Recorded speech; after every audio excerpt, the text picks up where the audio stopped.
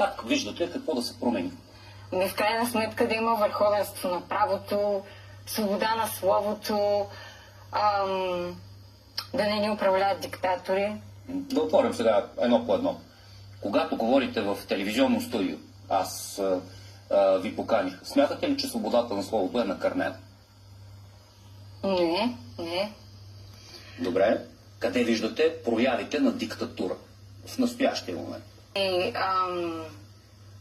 Проявите на диктатура ги виждам по-скоро в нагласите на нашето общество. Някакси не знам дали... Обществото не налага диктатура, налагат го диктаторите, нали? Да, но диктаторите се избират от обществото. А нагласите, те идват от мисленето.